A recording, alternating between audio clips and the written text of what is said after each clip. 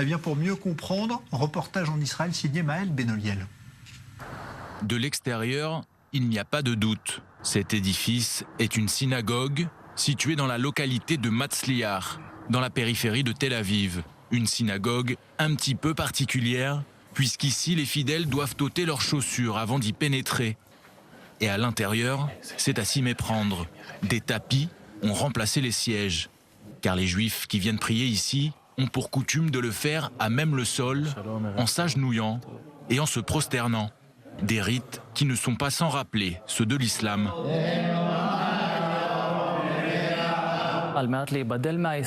Aux alentours de 700 ans après Jésus-Christ, pour se différencier de l'islam, le judaïsme rabbinique a décidé de ne pas continuer à prier comme les musulmans et que la prière se ferait donc désormais de façon assise et plus en se prosternant.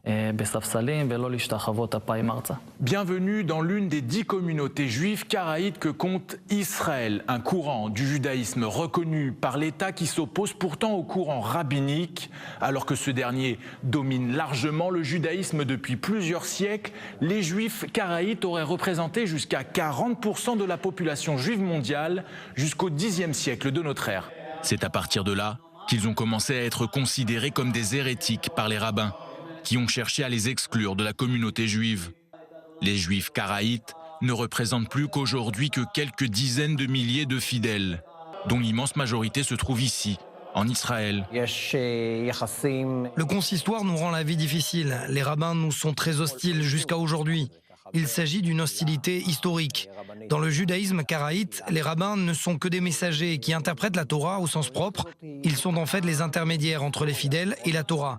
Alors que dans le judaïsme rabbinique, les rabbins ont autorité d'interpréter la Torah pour faire de nouvelles lois, ce qui ne correspond pas au dogme karaïte. Les juifs karaïtes ne basent en effet leur foi que sur la loi écrite, telle que la Torah l'a décrit. Selon la loi rabbinique, même si ton rabbin te dit que noir c'est blanc, tu dois lui dire amen. Le judaïsme karaïte se base sur l'idée que le bien se trouve dans la Torah et qu'il n'y a pas besoin de se fier à l'opinion d'un autre. La compréhension de la Torah dépend de l'individu.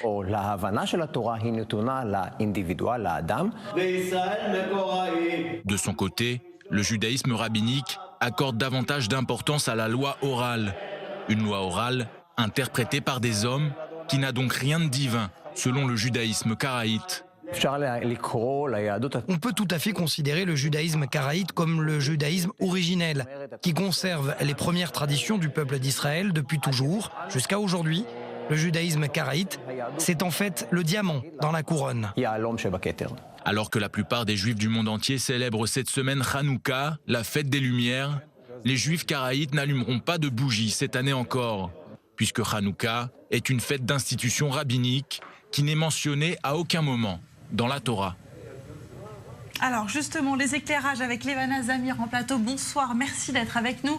Vous êtes historienne, présidente des associations des Juifs des pays arabes et représentante des Juifs d'Égypte en Israël. Et justement, en Égypte, il y a des représentants de cette communauté. Tout d'abord, quand on regarde son reportage, c'est vrai qu'on est frappé par la similitude avec l'islam.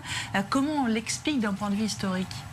Voilà, alors, les Karaïtes, c'est une religion juive, mais une branche de la religion juive qui a commencé pas en Égypte, en Irak, et en Crimée, en Russie, et puis en Palestine, Eretz Israël, et c'est arrivé vers l'Égypte plus tard. Alors, il y a une similitude parce que ils ne suivent que ce qui est écrit dans la Torah. Alors, dans la Torah, c'est ce qu'ils font exactement. Exactement. Alors, leurs noms sont des noms arabes. Vous voyez, Farag, vous entendez des noms vraiment arabes. Et suivant le Beth Amikdash, on ne pouvait pas entrer avec des sandales pour prier. Alors, c'est pas une similitude avec les musulmans, mais pas du tout, mais ils suivent exactement ce qui est écrit dans la Bible.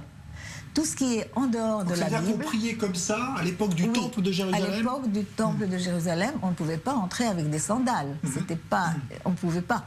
Alors, et c'est pour cela que ça ressemble peut-être un peu à l'islam, mais ça n'a aucun rapport avec l'islam.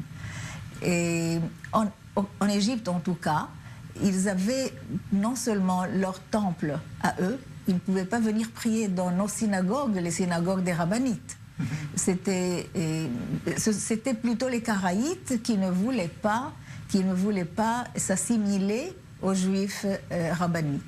Parce que, vous savez, voilà, un exemple. Dans la Bible, il est écrit Lot evachel et Gedi im bechalav imo. On va pas cuisiner le chevreau dans le lait de sa mère. Dans le lait de sa mère. Mais alors ils disent, mais c'est pas écrit qu'on ne peut pas manger le chevreau avec du lait. Alors ils mangent. Et c'est pour ça que les Juifs rabbiniques disent, ils ne sont pas, on ne peut pas les assimiler, parce que où sont la cacheroute n'est pas comme la nôtre. Et pourtant, ils sont acceptés sur la en table. Israël. Hein. C'est ça qui est étonnant aussi. L'État d'Israël les accepte, mais pas la religion mais juive pas orthodoxe. La religion. Et vous savez, les Karaïtes en Israël, ce sont les Karaïtes d'Égypte. Ce sont ceux-là qui sont venus en Israël. Il y a des Karaïtes à Los Angeles, il y a d'autres places, mais ceux qui sont ici sont les Karaïtes d'Égypte. Et vous voyez, la religion rabbinite ne peut pas accepter que sur la même table, il y aurait la viande et le fromage. Mais pour eux, tant qu'on ne cuisine pas la viande avec le lait et le fromage, on peut bien le manger. Mais ils sont beaucoup plus stricts que les rabbinites, tout ce qui concerne allumer du feu le samedi. Nous avons la plata shel Shabbat, n'est-ce pas? Ils n'acceptent pas cela. C'est oui, parce défendu. qu'ils suivent, vous avez raison, à la lettre. Mais c'est vrai qu'on peut se poser la question, parce qu'il y a certains versets de la Bible, et comme dans toutes les religions, qui sont sujets forcément à interprétation. Est-ce qu'à l'intérieur même de ce mouvement, il y a des divergences, ou c'est un mouvement qui est homogène? Et non, les Karaïtes sont homogènes. Ils savent bien ça. Ça a débuté au 8e siècle de notre ère. Et ça a commencé par quelqu'un connu sous le nom de Hanan ben David. Il a dit, mais c'est faux ce que nous faisons. C'est complètement faux. Il faut suivre la Bible. Mais tout de suite, ce mouvement a pris. Et justement, vers le 10e, 11e siècle, 40% des Juifs étaient des Karaïtes. Mais vous voyez, en Égypte, on ne pouvait pas se marier avec les Karaïtes. La juiverie rabbinique ne pouvait pas accepter ce que je vous dis, justement. Alors, c'est pour cela qu'en Israël aussi, les rabbins n'ont pas accepté. Mais, vous voyez ce qui s'est passé. Au temps de la Deuxième Guerre mondiale, on a posé la question... Hitler, les nazis, ont posé la question au rabbin d'Égypte, le grand rabbin Chaim Nahum Effendi. Est-ce que les Karaïtes sont des Juifs? Bien sûr qu'ils sont des Juifs, mais il voulait les sauver. Il a dit aux nazis, non, ils ne sont pas Juifs. Alors ils ont été vraiment écartés. Ils ont même combattu, ce qui est quand même très étonnant, dans les unités de Waffen-SS en Crimée. C'est-à-dire qu'ils n'ont pas été persécutés, mais au contraire, ils ont combattu avec les nazis. Voilà. Pour sauver leur... Vous savez, Harambam disait toujours, sauve-toi. Même si tu dois faire semblant que tu deviens, tu vas dire des mots comme ça, que tu deviens l'islam, dis-le par tes lèvres, mais pas dans ton cœur, pour sauver ta vie. La vie est plus importante que ces choses-là. Et c'est ce qu'il a fait à Harambam. Mais Harambam était contre les Karaïtes. Il a dit, ils ne sont pas comme nous. C'est vrai que les Karaïtes aussi ne sont pas comme nous, comme en tout cas les autres communautés ou le courant traditionnel du judaïsme. Et en cela aussi qu'ils donnent une place particulière, un autre statut à la femme. un autre statut. À la femme, au statut de la femme, on dit que c'est un statut qui est peut-être plus égalitaire parce que c'est pris au pied de la lettre, justement, la Torah. Oui, je ne connais pas cela, mais peut-être ça vient de la Crimée ou quelque part d'autre. Mais en Égypte, c'était la même chose. Toutes allaient à l'école, en Égypte, vous savez, la femme avait un statut très spécial, de toujours, même au Moyen-Âge. Oui, donc c'est plus sociétal que de... La femme égyptienne a toujours même travaillé, du temps... Même au Moyen-Âge, elle a toujours travaillé, elle a toujours eu, même dans sa ketouba, c'est écrit que son argent qu'elle apporte avec elle ou qu'elle gagne au cours de sa vie avec son époux est à elle. Ça, c'est une autre histoire. La femme égyptienne a toujours été libérale.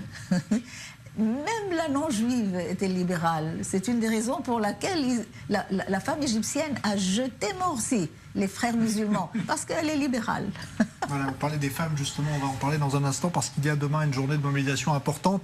Un mot, pour vous, c'est une secte, pour terminer sur ces Karaïtes. Vous les considérez comme une secte? Vous trouvez que c'est le mot qui convient? Écoutez, aujourd'hui, il y a aussi la réforme, mais moi, à mon avis, à mon humble avis, les Karaïtes sont des juifs.